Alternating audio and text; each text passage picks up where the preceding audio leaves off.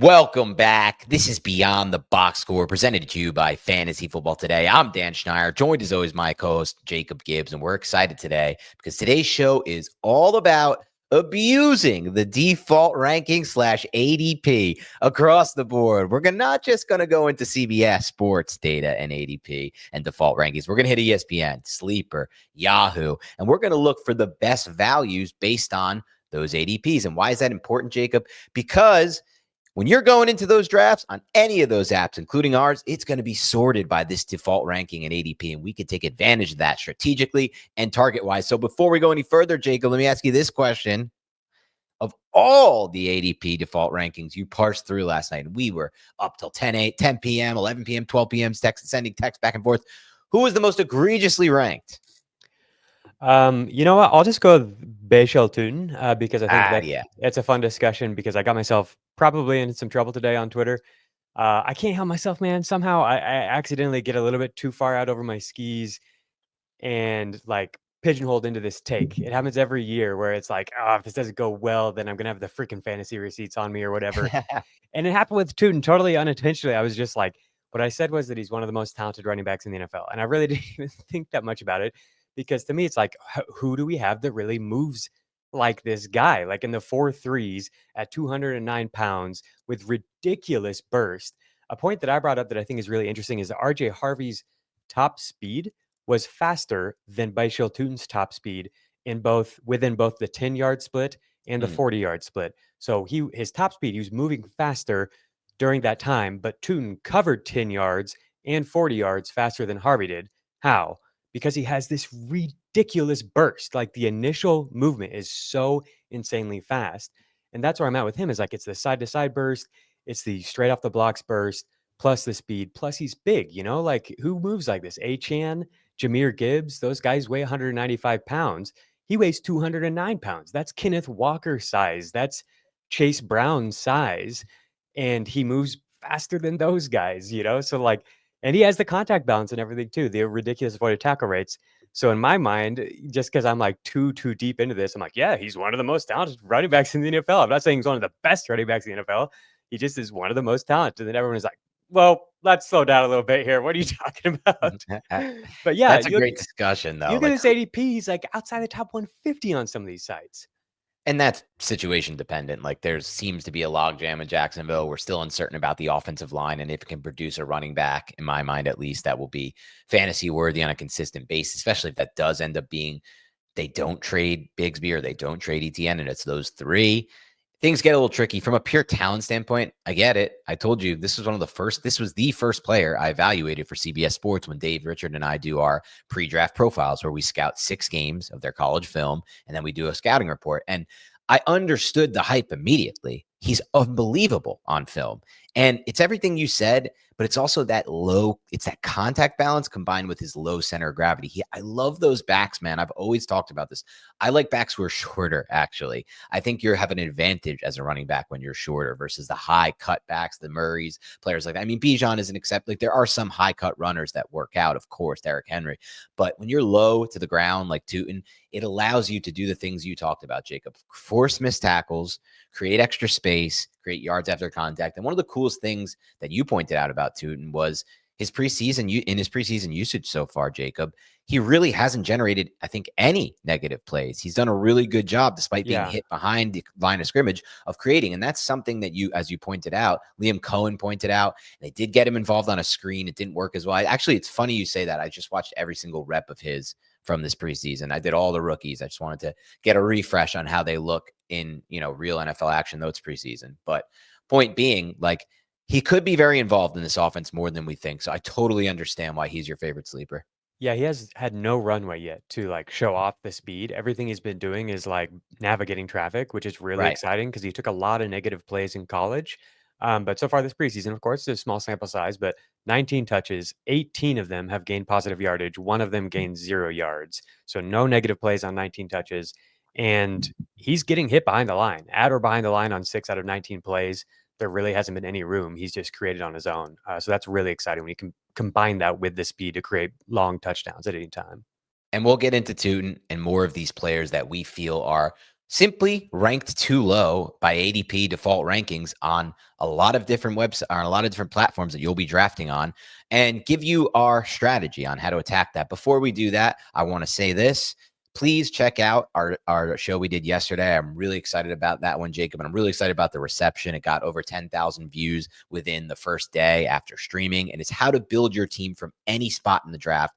I really thought that was a great episode, Jacob, because it takes a more of a 30,000 foot view, goes into draft roster building, goes into strategy, and also it led to some good breakout discussions. I thought our Xavier Worthy, Rashawn Rice discussion was really good. Please, for those listening, leave a rating and review on iTunes and Spotify, whichever one you use. And please do that right now. This is probably the most important thing I'm going to ask of you at this point. And when you do that, search Fantasy Football Today Beyond the Box Score, but it's not under the typical blue colored logo. We have our own feed and it's under a green logo. So just keep that in mind. Please go ahead, leave a rating, leave a review, 5 stars, ask a question. We're going to start next week answering questions on the show.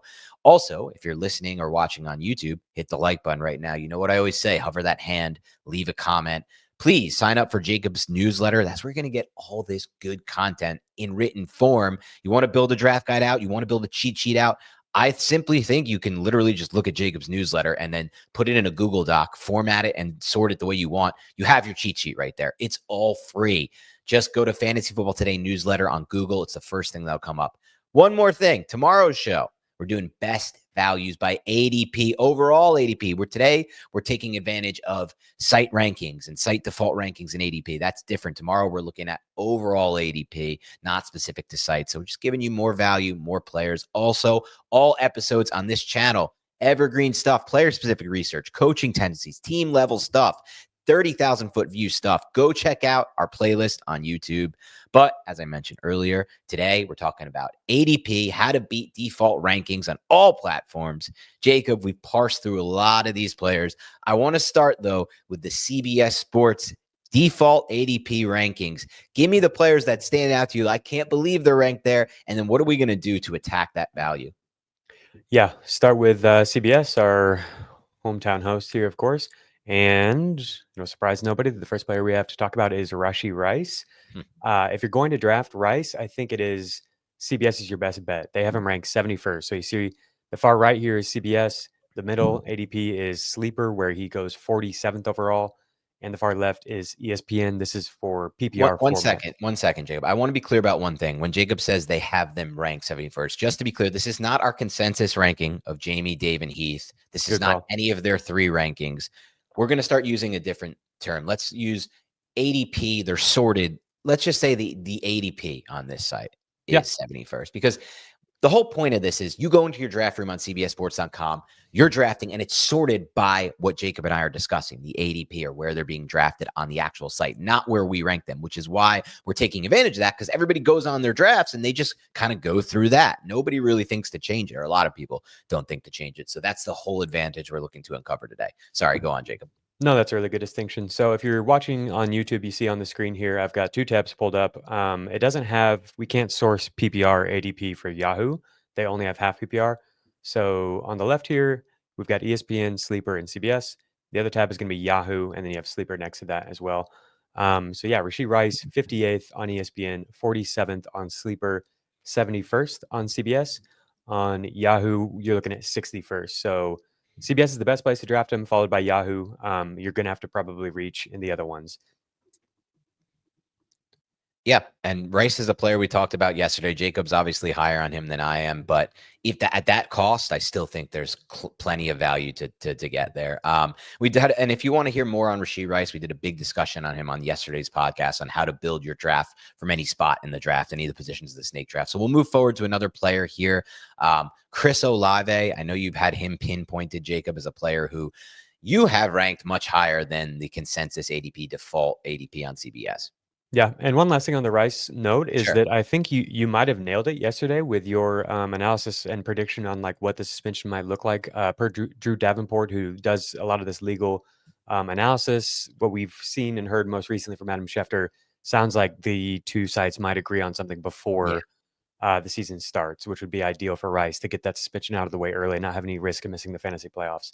100% agree. The key games are those fantasy playoff games. All right, let's talk a little Olave. I don't know if we've talked a lot of Olave. We did at the beginning a few weeks ago. Let's get back into it and why is this still a value for you? Yeah, we did a YouTube video that was like, this stat helped predict the breakout for Nico Collins and Puka Nakua like early. The thumbnail says per route primer. That one has a bunch of really good evergreen information. It's looking at like historical comparisons for some of these receivers, and then like also being able to filter out some of the noise that comes with like different numbers of total routes and dropbacks. Like Garrett Wilson had 650 routes run last year because the team was playing behind and throwing all the time, and Right. he was extremely healthy. He had a 97% snap rate, the highest of any receiver. That's kind of an outlier season, you know. But then some of the per route data kind of goes a little bit overlooked. Olave and Rashee Rice, both players that we dug into in detail on that one. That's a great listen if you don't know what I'm talking about. So in terms of ADP, Olave, we're looking at pretty low across the board here. Sleeper is the highest at 75th. My ranking of him is right in that range. So if you've aligned with me, then you think he's probably going to be a good value in any of these spots, but particularly on CBS at 93rd overall. 88th is his ADP on ESPN and 79th on Yahoo. So again, CBS, what we're looking at right now, Olave is a prime pick on CBS. Olave is an interesting player, Jacob. I think you're definitely higher on him than I am. For me, Olave is a player where and I mostly do auction drafts, and this has happened in an auction I've already done. I actually bought Olave in the only auction I did because he went for $4. If the price necessitates value, I will draft Olave, but I won't be in a bidding war, and I'll kind of bow myself out because ultimately I don't want to make too many investments in receivers on teams like the Saints that, generally speaking, should be one of the worst teams in the NFL from a passing standpoint. Also, again, his concussion history does scare me, though. I was scared about that with Brandon Cooks, and it ultimately ended up being a non-factor for the remainder of his career after his final concussion. So I like it. Let's move on to another player here, though, that you think we can abuse the default ranking on. It's a player who you haven't been very high on this preseason, so I was actually surprised to see him here on your list, Rome Odunze. Well, if you look at my rankings, I am high on Okay. him, and I didn't expect to be. As I've looked at the ADP, I was shocked at where he was. I think I got like dynasty brained a little bit on this one because people were very steadfast in their belief in Odunze this offseason, which I think is totally valid. And we're excited about Ben Johnson and everything. 95th is his ADP on CBS. Yahoo, that is 84th. So that seems very low to me as well. I had him ranked in my top 70 for full PPR, which is what we're looking at here. 80th on Sleeper, 76th on ESPN. So he's not someone who I often land in drafts. There are a lot of players in this range that I like. But he could be a prime breakout here where we've got a new regime in terms of offensive play designers and play callers that could just lean into his strengths and elevate him. When we talked about the per route data and like filtered out sacks and scrambles and a lot of these plays where there's no target on the play, and then also filtered out screens because the team got into this weird desperation mode where they were just force feeding the ball to DJ Moore on screens. Odunze actually did have better data than DJ Moore last year as a rookie. And so if he's able to build on that in year two, if we get more and more trust between him and Caleb Williams in their second season here, then this could be a huge value. 95th on CBS. Yeah, Odunze is an interesting one. I ultimately think I've passed on him a lot this draft season in our mocks and things of that nature. Again, different in auctions. The concern for me is, are we overrating these Bears and why? We have Bears ranked really high across the board, and this is not really high, but let's just say we have Bears ranked in a range across the board, Jacob, where I really feel like the only way they're going to return value is if they have a huge breakout in their passing game at this point. Other than that, or it gets like funneled to one player. I find that second idea of it getting funneled to one player, even like a Rome Odunze, very unlikely looking at the roster and looking at the depth chart, in which case I kind of need the first idea to hit for me to feel excited about drafting these players. So ultimately, Jacob, I don't know if I'll be in on Odunze at that cost, though I do understand that there is value in it. And it's like an upside pick, right? It's a second-year player, former top 10 pick. If he does get those targets that we're hoping for, he can break out. Let's move to another player here. Yeah, so we've got two rookies, Matthew Golden and Emeka Egbuka. Both are values on CBS. 86th is Golden's ADP on ESPN, 95th on Sleeper, 101 on CBS, and then look at this Yahoo ranking, this Yahoo ADP, 126th for Matthew Golden. So that's I mean, like, we've been a little worried about like taking him in the 90s, because his collegiate per route data wasn't that great, and who knows if they're going to pass a lot and everything. This is such an easy click. That's for getting me. into like the Marvin Mims range of the rankings. And then Egbuka, I think Egbuka is just going to keep climbing up. I was really surprised to see him outside of the top 100 on Yahoo, but 107th in ADP on Yahoo. And then look at this ADP outside of 100 on all three sites, including CBS at 103. I just think that's like a clear example of us being in the bubble a little bit on Twitter, where there's just constantly all kinds of content. Like I put out a tweet where I was like joking, this is a Bleach reference for anybody who watches anime, that Emeka Egbuka's overwhelming spiritual pressure caused the DB to just crumble before him.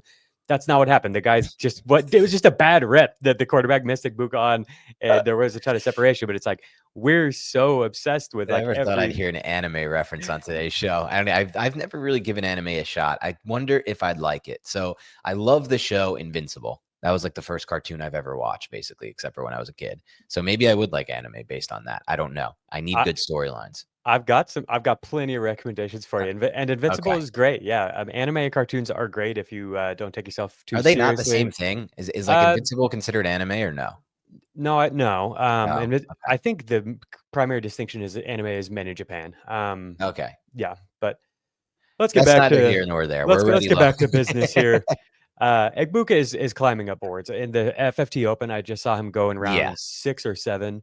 Same in mind. So you're going to need to be more aggressive than this. But this is just a reminder that if you're playing in a very casual league, you might be able to get him in round 8 or whatever. Right. And I don't think that it makes sense to just like go super, super aggressive, taking him in round 6 or 7, unless you really feel convicted about it and you feel like you aren't going to be able to get him if you're in a sharp room. And like here's the thing: when you're in these draft rooms, take a look at the board when it's up to your pick and look if that name is mentioned on the first page or not. It seems so simplistic, but if Egbuka's down the list and not on the first group of listed names, and he's like far down and it's round 6, 7, 8, you don't need to reach at that point to grab this player. You can wait at least 2 rounds.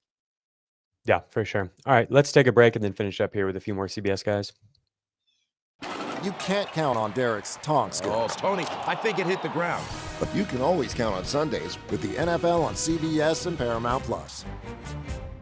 Let's get back into it with CBS guys. We're going to work through these next few sites, and we're going to do some analysis on players, and we're going to pass over some just because otherwise the show would probably go for 3 hours, Jacob. So let's get back into it and wrap up with a few more guys we have pinpointed on CBS ADP. Yeah. Tomorrow, the Thursday show is going to be a lot more player analysis, and we're just kind of giving you our favorite values. Today is just like noticing where people are, pointing out the guys who are clearly mispriced. If I can share my screen again here, thank you. We've got Colson Loveland, our boy. What are we doing? Are the CBS people not listening to Beyond the Box Score? Come on.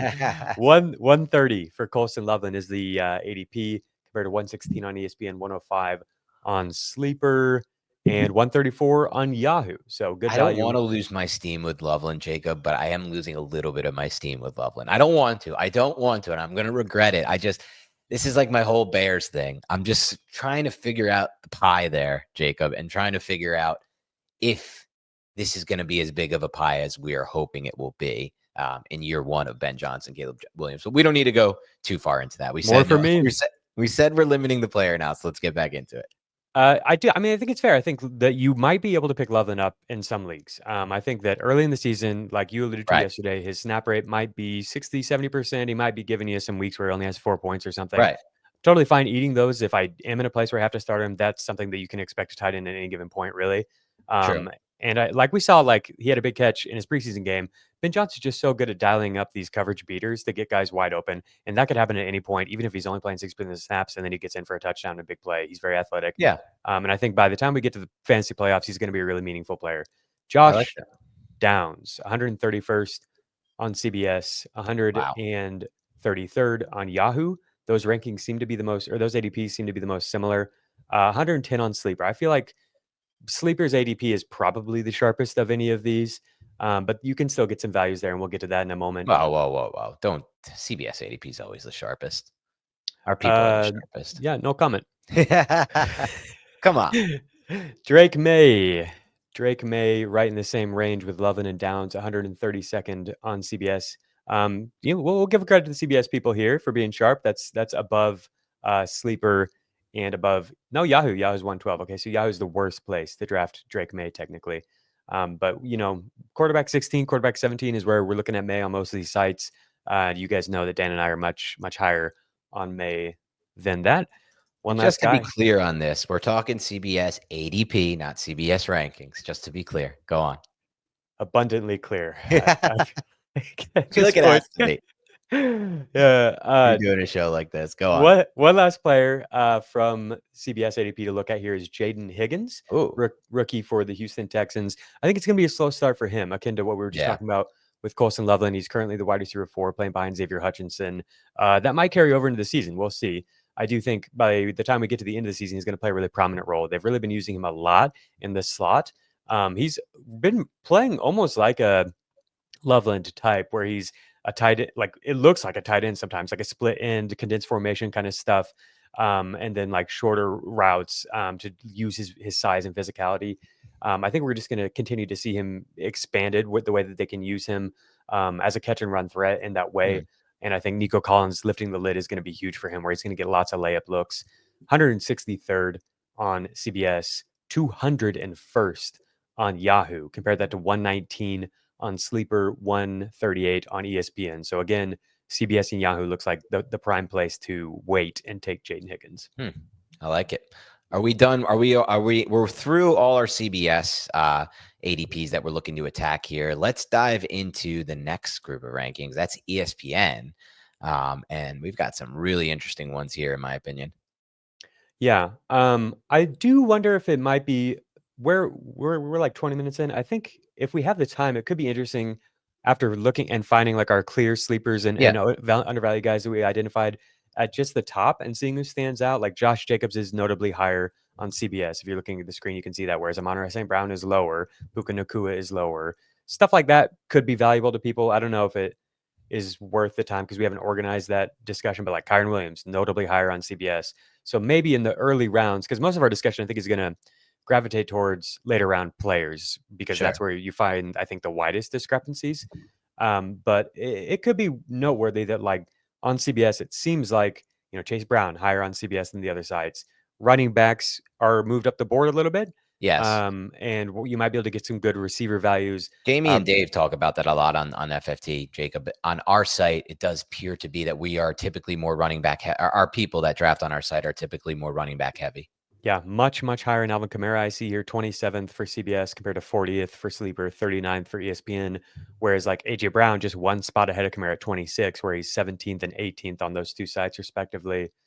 Drake. How do you adjust to this, Jacob? My thought would be something kind of if you're drafting on our site, CBS, the polar opposite of what we talked about yesterday is how I would adjust to it, at least. And that would be, I want a running back with my first or second round pick, and maybe both, because the range that we usually feel really good about getting running backs in, Jacob, that we talked about yesterday at the 3 to 5 range, may not have them. And we may be looking at a situation where we miss on the running back. So I think that's something you should factor into your strategy. If you're drafting on CBS, be more likely to take running backs early.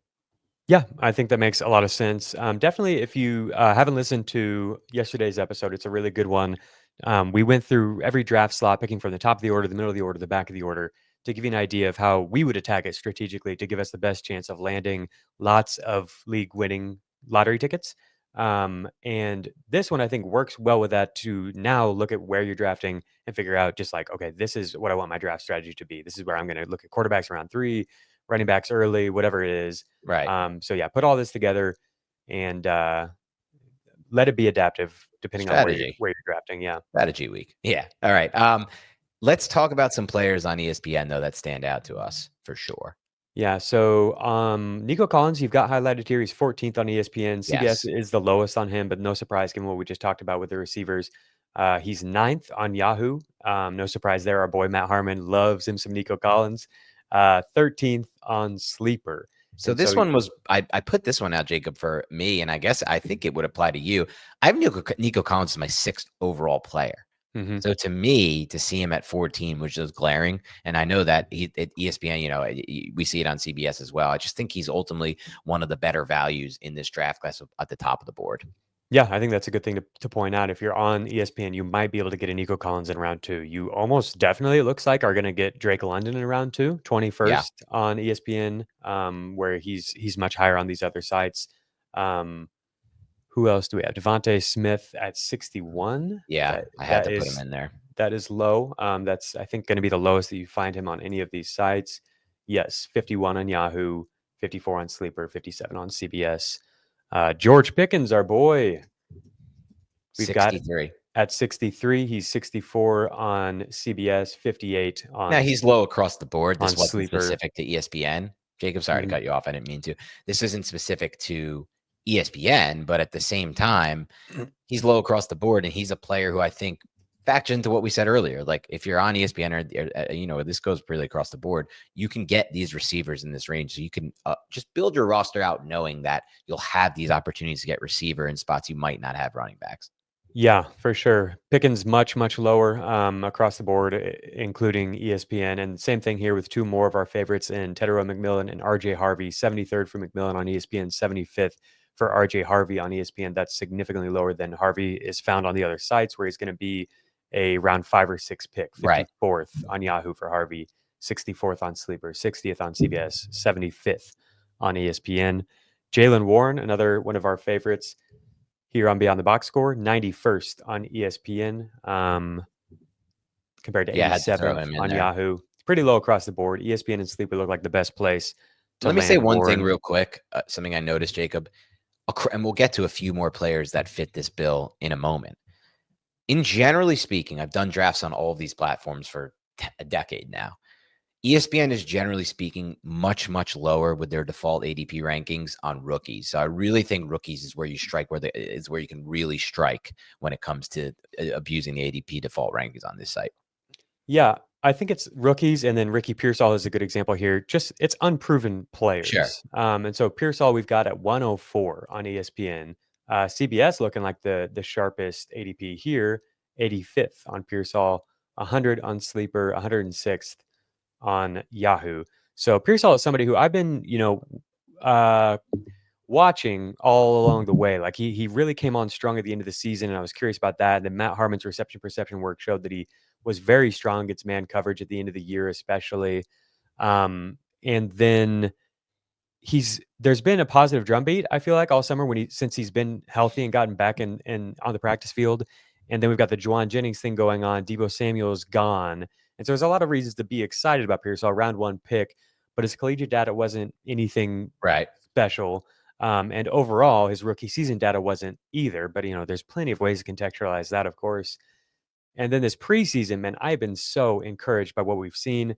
In the most recent preseason game, Brock Purdy's first 3 dropbacks were all Ricky Pearsall targets. It's timing to the outside for an easy gain. Next play is a amazing, like, the play where he sat in zone was just really adaptation to what the defense is presenting, where Purdy is rolling out to the left and Pearsall is supposed to be running through that space to the sideline, but just sees that the defense is adapting to his route and trying to predict it, and he just stops. He just stops the play entirely, sits down. The defense is moving with momentum to the left side, and so they can't react in time, and Purdy hits him on that play. And that's a high IQ play for any player, let alone a second-year player. Sure. And it's a really encouraging thing to see the trust there between the two, between Purdy and him. And then the next play, so it's 3 straight passes.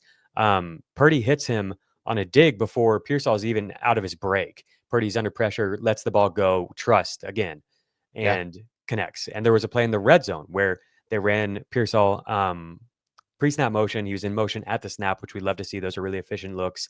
And Purdy again threw it to him before he even had his head turned. So that's something you've heard us talk about with Tedero McMillan, with Calvin Ridley. Yep. We love seeing that connection. That's typically a wide receiver 1 type of trust and connection. And with Juwan Jennings not getting those reps right now, Pearsall is somebody who's definitely moving up my board. I've got my rankings here.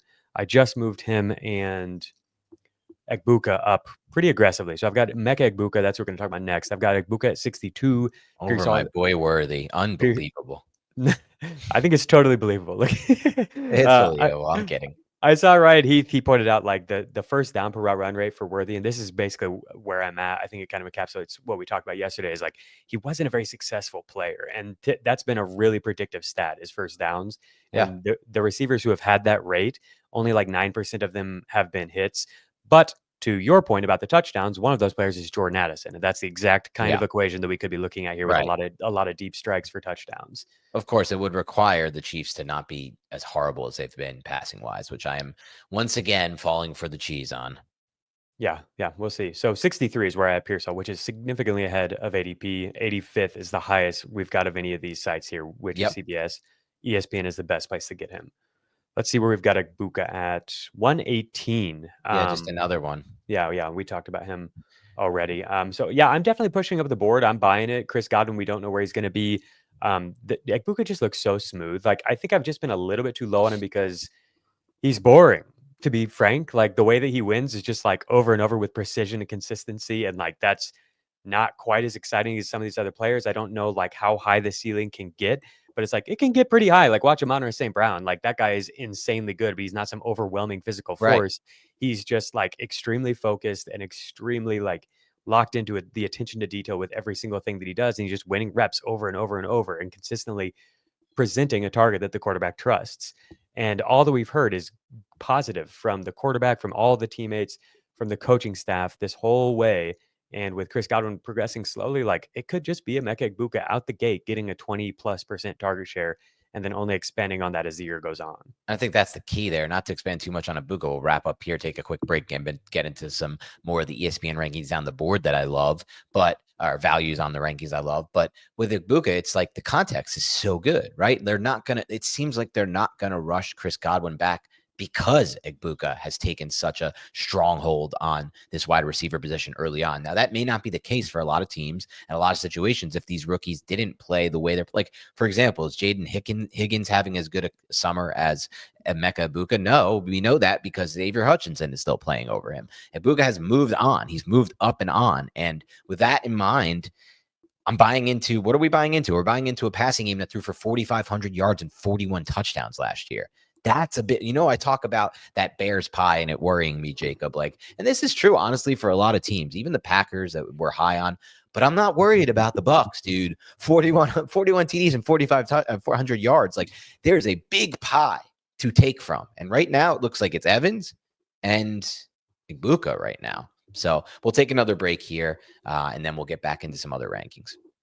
You can't count on accurate expiration dates. That is a rookie mistake. Or the kindness of strangers.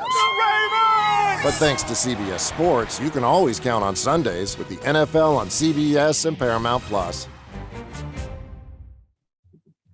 All right, Jacob, we moved down the board here, and I went deep for some of these guys after Egbuka. Not too deep with the first one, but then we started going real deep. So let's start here all the way down on the ESPN default ADP ranking, if we can throw that up, of 135.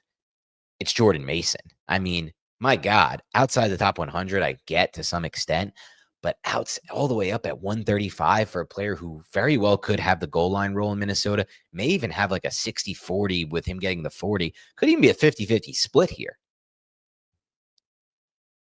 Yeah, this is a really good one that you identified here. He's significantly lower here than he is on any other sites. 108 on Sleeper, 99 on CBS, 93 on Yahoo compared to 135 on ESPN. I think it's also important because ESPN is a little bit higher on running backs, not quite to the same effect of CBS, but if you do miss out on running backs early because your league mates on ESPN are just like really hammering the position, then there's some really important guys to identify later in the draft here, starting with Mason. Of course, our boy Tuten is too low here. This one I threw on for you. I can't believe it. He's outside the top 200. Look at CBS putting this right in my face for forever accusing them of being casuals here. 140 is the CBS ADP on Tuten. Love you guys. You guys are so sharp. 174 on Sleeper, 206 on ESPN, and 154 on Yahoo. So clearly the best place, I think all of these rankings are too low, but the best place to land Bashal Tuten is on ESPN. Let's see where our boy... And look, if you're sitting on ESPN doing your drafts and you're in round 14, 15, 16 range, that's when I would just take Tuten. Like, yes, he's all the way down at 206 there, but round 15, 16, in that pick 175 overall range, I would go 20, 25 picks ahead of where he is. Again, just get him before he shows up on people's rankings, on people's page to draft him from, because then they might look at it and be like, Bashal Tuten, why is he still on the board? 162 is where you'll find Ja'Cory Krosky-Merritt's ADP on Yahoo, 180 on CBS. And it looks like ESPN and Sleeper are the cheapest places to get him right now, 189 and 206. That's going to keep popping up. That's going to keep creeping up for sure. But the fact that he's buried so low on some of these sites, I do think is meaningful, because he's going to have to be a player that you like search for to find. Right. And anybody who doesn't have him front of mind, basically anybody who's not drafting like right now, like if in a week he's not quite as buzzy, then like it's easy to just forget about him. And he is really buried on the rankings or at least on the ADP here. I don't know where ESPN has him ranked. Will Shipley is next. Yeah, I threw him on there. Just look, my point, why I put Shipley on here, he's all the way down at 275 on ESPN, 223, 213 on the other sites. This is, you're at the end of your draft on ESPN. Everyone feels like they're off the board. Why not take a shot on Will Shipley? Now, this player's value is solely dependent on a Saquon Barkley injury. He will have no value to your team other than that. But if Barkley does go down, and the history of guys who have 450 touches at his age, coming off a 450 plus touch season, remember, he basically had to play a season and a half going through the playoffs in the Super Bowl. It's not great. So Shipley's just that lottery ticket that on other sites you have to pay somewhat of a price for, right? You got to get him closer into that 14, 15, 16 range. Here, you just get him with your last round pick on ESPN. Yeah, no, this is a great one to point out. He's definitely like back of the mind. People aren't going to be thinking about him, and you can just get him super, super late. Whereas in some of these other drafts in the 200 range, he might get on the draft. Yeah, he might be on the draft board if you're in a deep draft with 18, 20 rounds and somebody's looking at the running back position. He might be among those names, but he's completely buried on both ESPN and Yahoo, it looks like. All right, one more, and you did indeed go deep, my friend. I went deep for this last one. My Control F's not even working. Here he is, 289. Roman Wilson. Yeah. So he is low on a lot of sites, 289 on ESPN. This is not really something, I guess, that I would say is too specific to ESPN. I think this can be applied to all of your drafts on any platform. But Roman Wilson as a last round pick, I look across training camp and the board, dude. First of all, Roman Wilson was a prospect I liked coming out of Michigan. I thought he got in and out of his breaks well. He's had injuries. His career's been slowed. If you look throughout camp, Jacob, Roman Wilson's been running with the first team for most of camp, if not all of camp. Like, where am I going to get a first team wide receiver getting a whole lot of snaps with no competition on the depth chart, really, besides DK Metcalf? At that price, nowhere really at the end of a draft at 270 overall or 293 overall, like he is, or 291, whatever it is on ESPN. So I just look at it as a free square pick for a player who actually is going to get snaps, had good draft pedigree. And then that's pretty much where the hype and my optimism does end. I'm not thrilled with Aaron Rodgers these days. I was glad to see you put him on here because I've been meaning to get to his film, but just haven't because I guess I was kind of waiting to see if he is going to get snaps. But I am curious about him as a player for sure. He was a round 3 pick or something like that last year. Yes. Just had a tough season in terms of being able to be healthy and be on the field. This guy moves real well. He is freaking fast. He was flying around out there. So I am definitely keeping an eye on him. He's not someone I've really drafted anywhere, but in very, very deep leagues or in dynasty drafts, or dynasty leagues, you can get him for basically nothing. Look at the guys he's competing with, Jacob, for snaps. Scotty Miller, Calvin Austin, and Robert Woods. I mean, how does he not get snaps in that wide receiver room? I will not disrespect Calvin Austin. That man's a baller. Okay. Fair enough. Let's move on. Let's get to another site's ADP/default rankings. We're going to talk Sleeper. I know a lot of you have been drafting on Sleeper and asked us questions about that, as well as all of our sites that we're going over today. This one, I feel like to us, Jacob, probably has the least ADP to abuse, to take advantage of value-wise. But what are we finding on this site? Yeah, just real quick, I've been scrolling through the top of the ESPN ADP. It's pretty standard here. What stood out to me was Ladd McConkey is 30th, and you might be able to get him quite late, like potentially, into the back end of round 3. The other ones that stood out was Chase Brown at 25, seems pretty low. And then, Brock Bowers at 19. So it's like some leagues, Brock Bowers might push up into the beginning of round 2. On an ESPN draft, depending on your league, you might be able to get him around 3. I got him at the at the 2-3 turn recently, picking from the 1 spot. So that could be more realistic on ESPN. On Sleeper, first player we've got here is Pickens and T-Mac. We've talked about them. They're a little bit higher on Sleeper. So some of our guys that we really like, I think some of the sharper plays among the young players are George Pickens, T-Mac, RJ Harvey, Travis Hunter, Colson Loveland. They're all higher on Sleeper than they are on other drafts. So that doesn't mean that you can't draft them. If Colson Loveland is ranked, has a ADP of 105. If you think he deserves to go higher than that, Travis Hunter's ADP is 66. Tomorrow I'm going to have a rankings debate with my buddy Ryan Heath. He has Travis Hunter at 37th, I think. Wow. And so it's like if you have that amount of conviction, then it doesn't really matter that he's ranked this low on Sleeper, or this high, on Sleeper. But if you're not quite there, I just wanted to point out that you're more likely to get a value on these guys on all of the other sites that we're talking about today. In terms of sleeper values, a name that stood out to me, basically both of the Titans, Calvin Ridley and Tony Pollard. Yeah, okay, so Calvin Ridley is 62nd on ESPN, 66th on CBS. On Yahoo, we've got Calvin Ridley at 75th, and on Sleeper, 72nd. So Yahoo and Sleeper are the best spots to land him at a discount. Tony Pollard, 76th on Sleeper, compared to 62nd on CBS, 58th on Yahoo. So ESPN and Sleeper are the best spots to get Tony Pollard. Might be able to get him in that like round 6-7 range. Anyone else stand out? Yeah, let's move on to Odunze. Few more, yeah. Odunze and Egbuka both appear underpriced on Sleeper. Justin Fields was somebody who stood out to me a little bit here. I think most places he's like a QB 8 to QB 11 in that range. Somebody who goes in the first like 10 rounds of 12 team leagues. But on Sleeper, he has an ADP of 150. So that's 110 on CBS, 117 on ESPN. On Yahoo, his ADP is 78. 150 on Sleeper. So that's just something to keep in mind if you believe that Fields can, keep you afloat with the running and give you what you need there for fantasy. Tuten, we've already brought up as being a tremendous value on ESPN. I was a little surprised to see that he's 174 on Sleeper. That's lower. That's lower than both Yahoo and CBS. I think they have wide receivers pushed up so high on Sleeper. Sleeper is the most like wide receiver hungry app I've seen really for drafting. Would you agree with that? Just crazy wide receiver flow on that site. Yeah, I think Sleeper is like, there's a lot of people who play Dynasty on Sleeper, and like I said, it's just, I think it does have sharper drafters in general, or more of the sickos kind of gravitate towards Sleeper. I know that's where almost all my Dynasty leagues are hosted.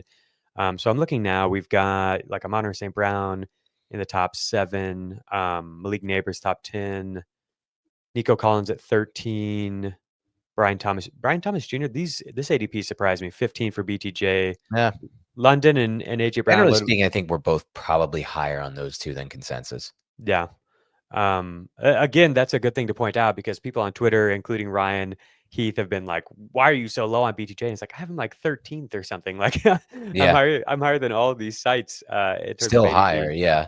I think with me with BTJ, the reason I'm never fully all in, and I want him, is it's just that I honestly think Travis Hunter's really good too, and that's just always a scary thing for me. Mm-hmm. Chase Brown, the lowest spot for him is on Sleeper, which surprises me a little bit. 28th for Chase Brown. Yeah, it's pretty. I think it's pretty sharp. There's not like a bunch of clear standout values here. Kenneth Walker, his lowest ranking is here on Sleeper at 44th. I think Fields is a good one that you mentioned. It's just a great, you're waiting on quarterback. You can get an upside play like Fields, who has top 5 upside at the position based on everything we know, and you can get him late on this site. Mm-hmm.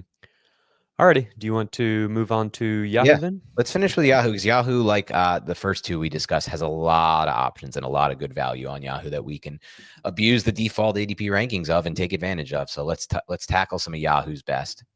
Yeah, we've got some at the top here that surprised me a little bit. I think Ashton Ginty at 11, 12 on Yahoo. Most spots he's going clearly in round 1. On Yahoo, you might be able to get him outside of round 1. Yahoo's What's funny, Jacob, just while we're on this, We haven't talked Genty a lot on this show. We've done a lot of shows, a lot of hours of analysis. I feel like we haven't done much, if at all, anything on Genty. Where are you at with Genty? Are you drafting him, or do you have him above this in your own rankings, or is he someone that you're targeting? I don't often get him because I have Same. had Achane ahead of him this whole time. And like I've mentioned, I'm pretty intent on getting these wide receivers early Right. here. In full PPR, I have him ranked behind Brock Bowers and Brian Thomas Jr. and Nico Okay. Collins and Drake London. So that means that I don't get him that often, but I do in half PPR and in standard, I have him in my top 12. And in full PPR, he's just outside of it. I love the setup potentially for him. He's played almost every single snap with Geno Smith this season or this preseason, and I don't really see any reason why they would take him off of the field. And I think they're going to potentially produce a ton of plays under Chip Kelly. He likes to play with pace. I'm not convinced the Raiders defense is going to be good enough to hold some of the opponents that they're going to play. We could see some high flying shootouts in the AFC West. At the same time, I think that a lot of these coaches in the AFC West would prefer to run the ball. So that could slow things down a little bit. Raiders Chargers might not be quite as high scoring as the quarterback receiver combinations on those teams might imply. Interesting. But that's where I'm at, is like, if some of these games do get into shootouts because the defense isn't that good, we could see a lot of plays. And I think Geno is a good enough quarterback for sure to continue to sustain drives to produce lots of plays with a coach that likes to play fast. And so if Genty's on the field for a very high percentage of those plays, then that in itself is just lends itself to being like a top 10 fantasy running back just through volume, Yeah, and then there's just so much uncertainty, like you if said, he though. if he ends up being really, really good, which is how he profiled for sure, then all of a sudden that's the recipe for him being a value even at, a top 10 or 12 selection. Yeah, I understand that argument. I think ultimately I'm not drafting a lot of him, though, because he's, to me, almost priced at his, I don't want to say his ceiling. He can get into the top 3-4 range, but he's priced close to his ceiling. And so much uncertainty for me with regards to his role, the game script of that offense, and then just the overall volume. And I still have major question marks that not a lot of people have discussed, but I want to bring up, Jacob, about their offensive line, too. Mm-hmm. Despite it being a Pete Carroll system and Chip Kelly system with Pete Carroll there, this leads us to believe they're going to want to play a certain style of ball. But like you said, will their defense allow for it? Will their offensive line allow for it? Mm-hmm. I think he has receiving upside too. I don't know if people. Well, that's the thing. Like, he has receiving upside, and people don't know about his profile. He was a former receiver that converted to back. But will they view that? And that's the thing that I just don't feel like I have certainty on. Like, is he going to be used on those passing downs? And if they're more importantly, if they're playing catch up, like you mentioned, is he going to be used in that tempo, no huddle, 4-minute offense? Yeah, remains to be seen, but it's kind of like Brock Bowers. I just don't, it would really shock me. You don't want to bet against the talent, and I'm fine with that too. I get it. Yeah. And it would just really shock me if either of them ever came off the field outside of it would be pretty dumb. Yeah. All right, to get back to the Yahoo rankings here, Brian Thomas Jr., this is another spot where you might be able to get BTJ outside of, the top 12. And so that's noteworthy to us because we definitely believe he warrants that type of a pick. Devon Achane at 15 here is a little bit low. Rashee Rice is a little bit low on Yahoo, and they have him ranked even lower. They have him ranked 74th. His ADP, I believe, is like 64th or something like that. So Yahoo and... was it CBS? Yeah, we're the best places to land him. George Pickens is a little bit low on Yahoo as well. And then the best one, I think, that I noticed on Yahoo was Travion Henderson at 71st. They have him ranked higher than that. So if people are sorted by the rankings and then obviously excited for Travion, he's probably going to push up. But for anyone who's sorted by ADP, 71st is really low relative to the rest of these sites. If you're going to get Travion outside of the first 4 rounds, it's most likely to be on Yahoo. Sure. Travis Hunter, another one who's very low here on Yahoo at 73. They seem to be low on rookies in general. McMillan is low as well. Tedros McMillan at 76 on Yahoo. Calvin Ridley a little bit too low here, 75th. Roma Dunze too low on Yahoo as well, 84th. So these are all players that we're intrigued by, young players that I think the Yahoo market hasn't quite caught up to pushing up the boards so much, and you might be able to get for a lot cheaper than they are on other sites. Agreed on all of them. We've touched on a bunch of those players. Yeah. Jaylen Warren at 87th on Yahoo is a little bit low. Both Jawan Jennings and Jaden Reed here are players who I think their injuries maybe are pushing them down the board, a little bit of uncertainty. really talented players in offenses that could be really good. So if you're convicted by either of them and think that they could be a breakout here, they're both ranked pretty low on Yahoo relative to other sites. Ricky Pearsall as well. We mentioned him already. Feeling more and more excited about him, and this is a great spot to get him if you can get him.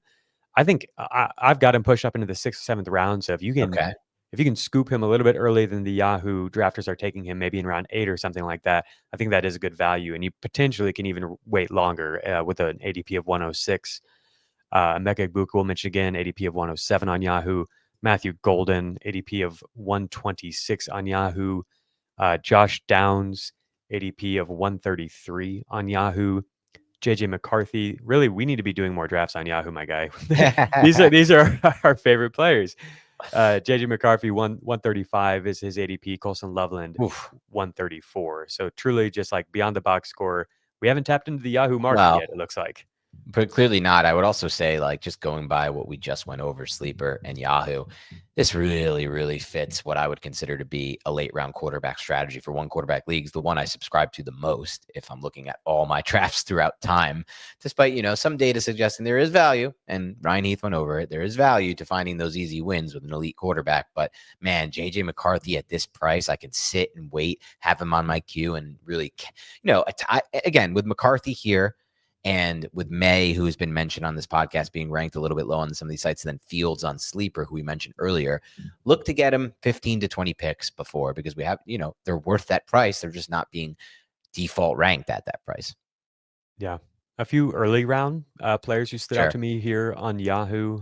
This is a place where, like we said, BJ, but you can also get Puka Nacua. You can potentially get Malik Neighbors in round 2.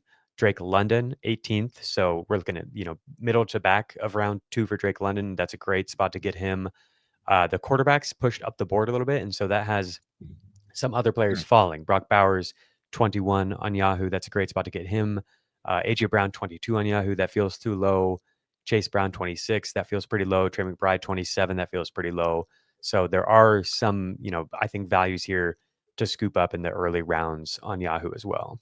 Yeah, and goes to show a lot of those players you mentioned fit the profile, the strategy we've been subscribing to in those first, or at least what we went over yesterday when we broke down how to draft from every round.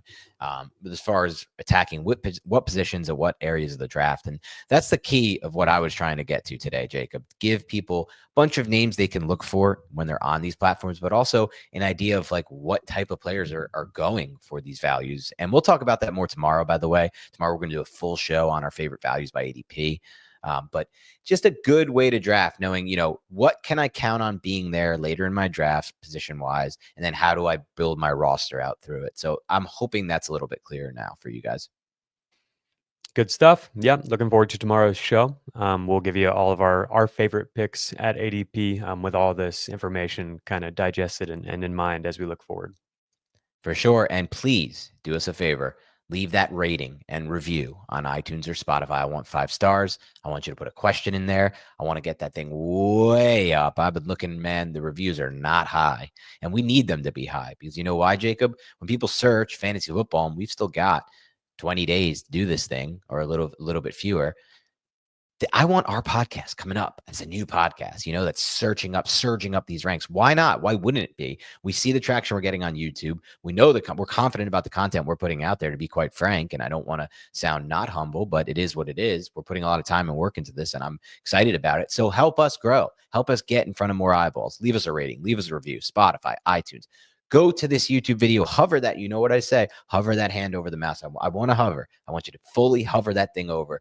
Click like, leave a comment. It's a 4-second process, and it really helps us grow the show.